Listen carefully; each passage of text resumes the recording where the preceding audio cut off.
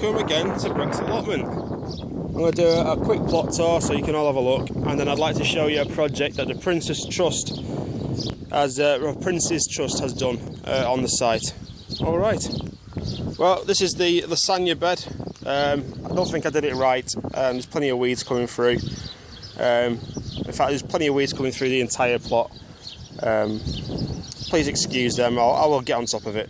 I've just been busy with the wife and stuff. Okay, so in here I've got some courgettes coming on. Over there I've got some nasturtium coming on, and again there, and some other plants in there, just flowers really. Over here I've got another courgette, or this could be a patty pan squash, I'm not sure, along with some French marigolds, some campanula.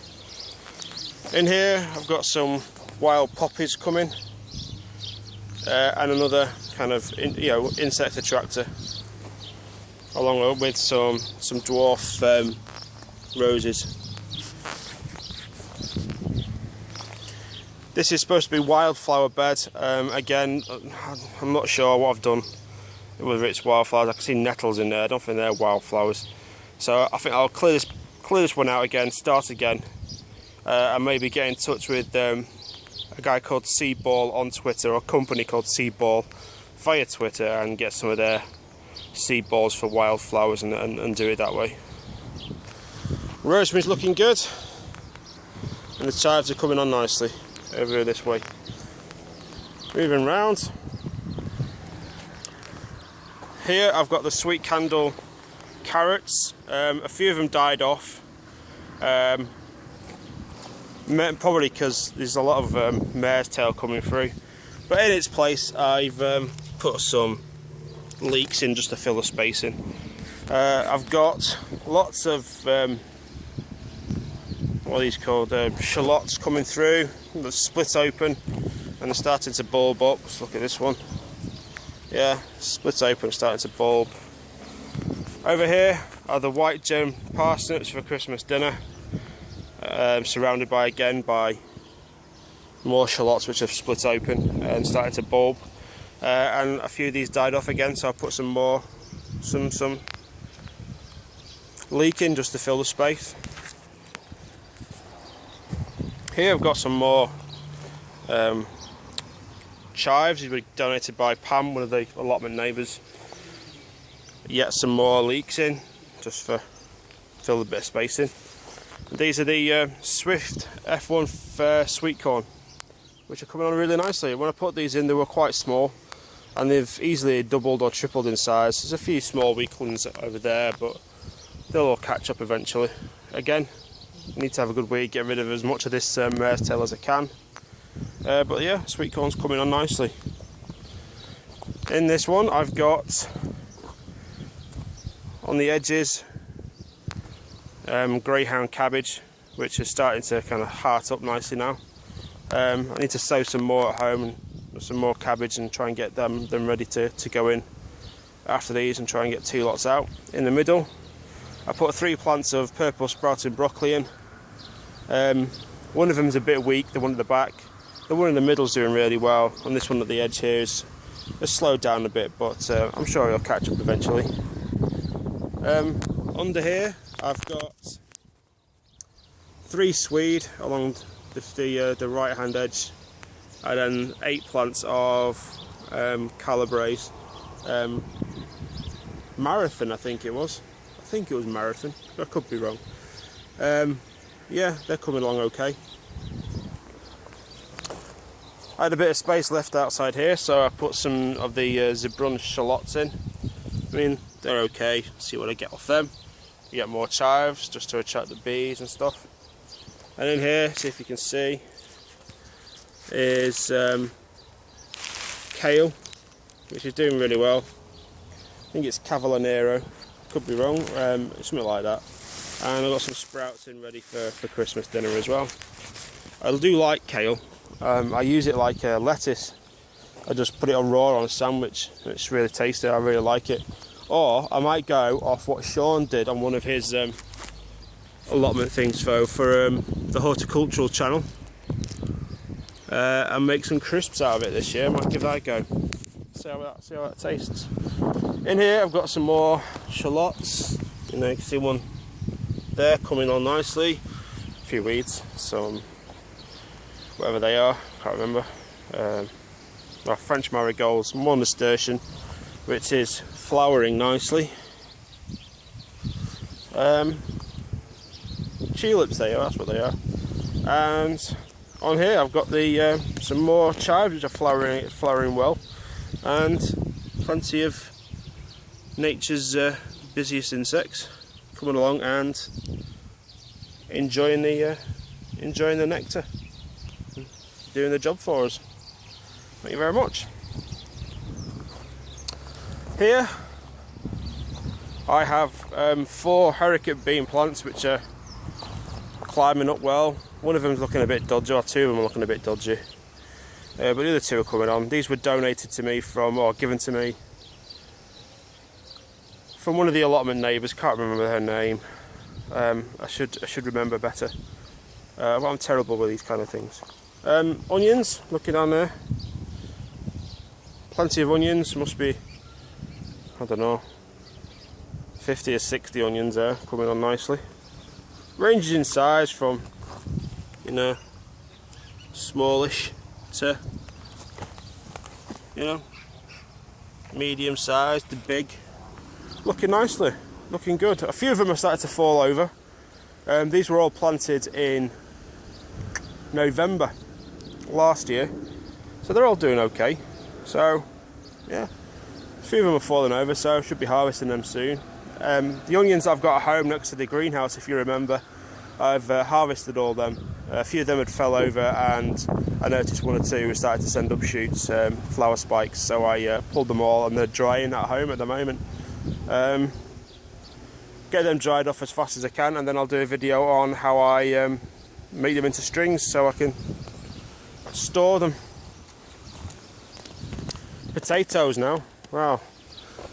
These first 4, 1, 2, 3, 4, these are all Sarpo Mira, and I grew Sarpo Mira primarily because of their blight resistance.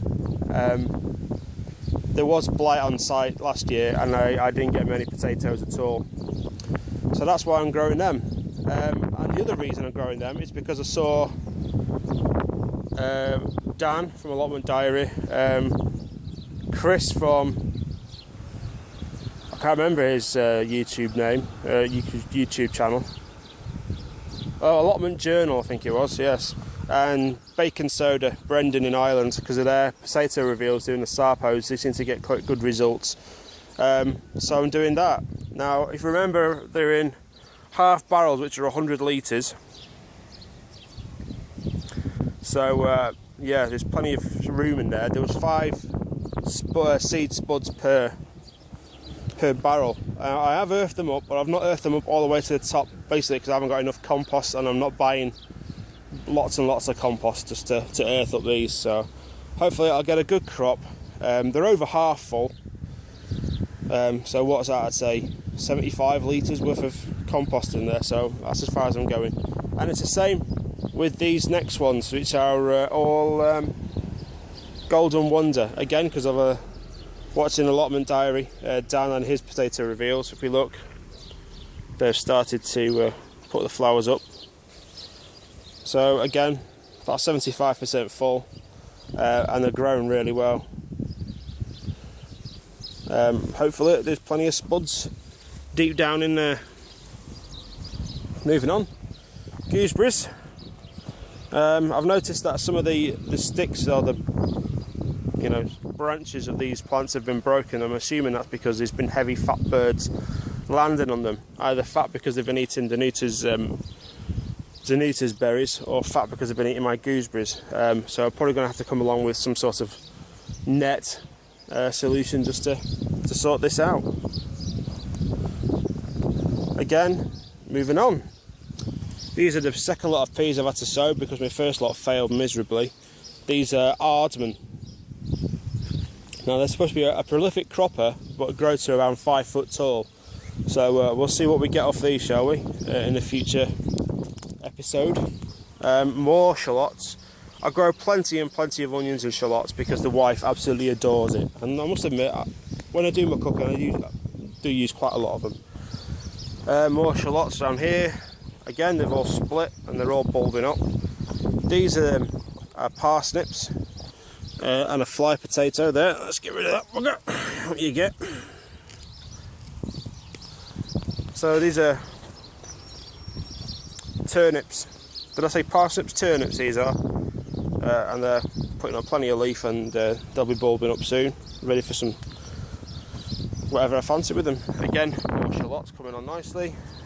Shallots again over there, split and bulbing. Oh, flower spikes on that one. These are my dwarf French beans. When I say dwarf, I didn't think they'd actually be this short. I thought they'd be a bit taller than that. But see what I get off them. More shallots. Some red shallots there. Here is a patty pan or a squash of some sort I've put in. All the patty pan and squashes and courgette plants that were given to me by Pam, one of my allotment neighbours. She's handed them over to me. They were surplus to her requirements. The ones I grew all died after I planted them out, so she's donated some to me. Fingers crossed I'll get some off them soon. Just back down here, I planted 3 rows of carrots, and not a single seed's come through.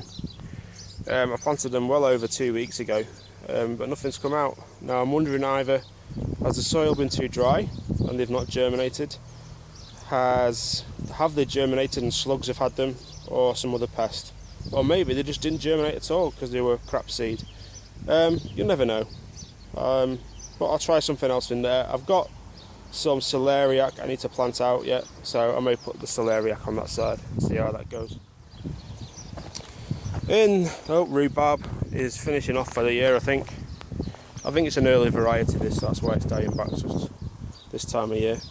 I probably need to invest in some more rhubarb, so I can get more rhubarb out for the rest of the year.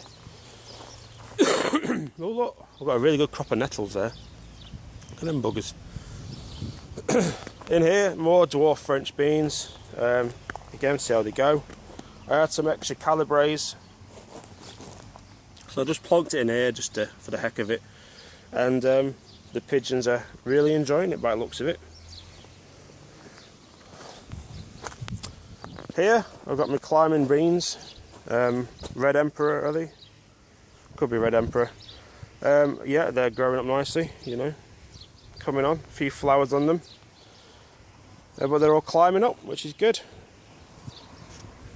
Here are the wonderful, wonderful broad beans. Let me try and see if I can get into the bottom to see. But yes, I've got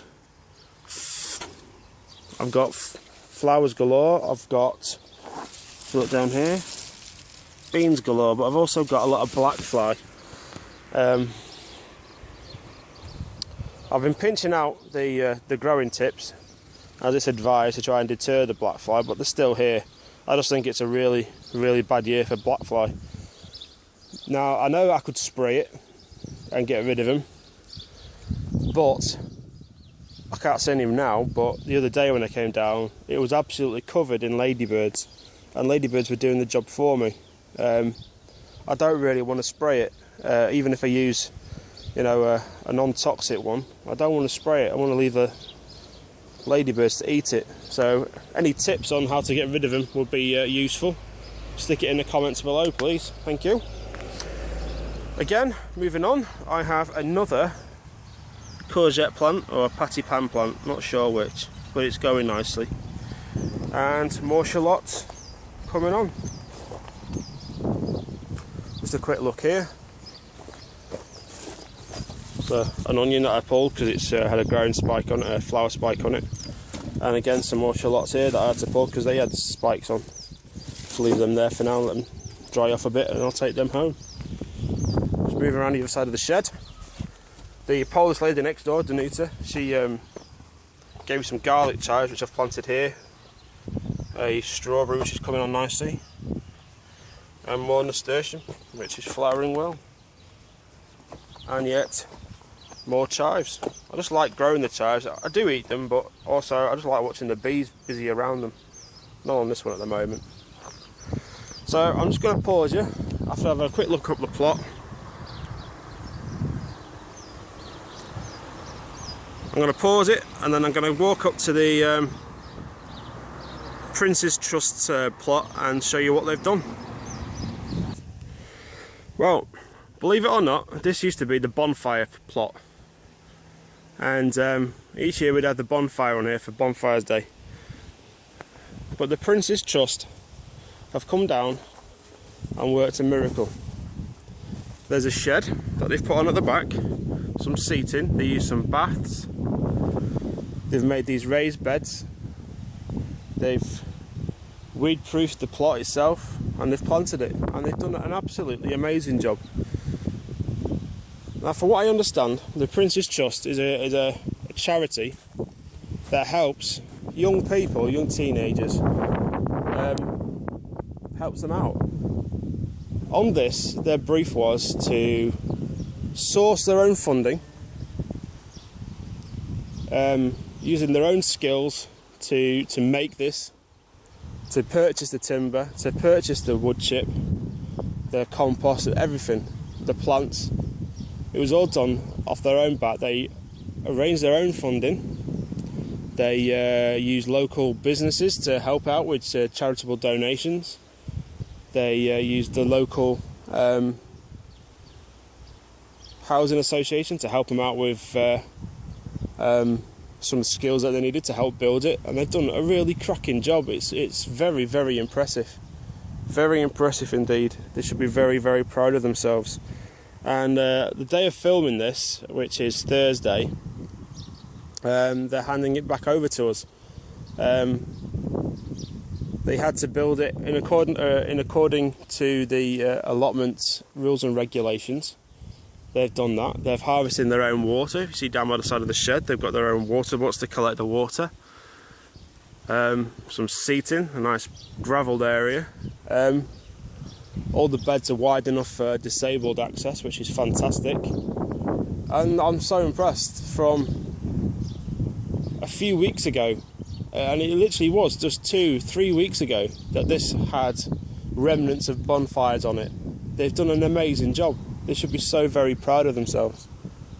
So very proud indeed. Anyway, let's step back so you can have another good look.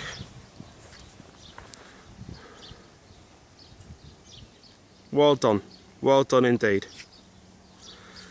And on that note, I'm going to sign off. Hope you enjoyed the video. If you did, please like and subscribe. Feel free to leave any comments. I'll try and answer them as fast as I can. And thank you very much. I'll see you all later. Bye.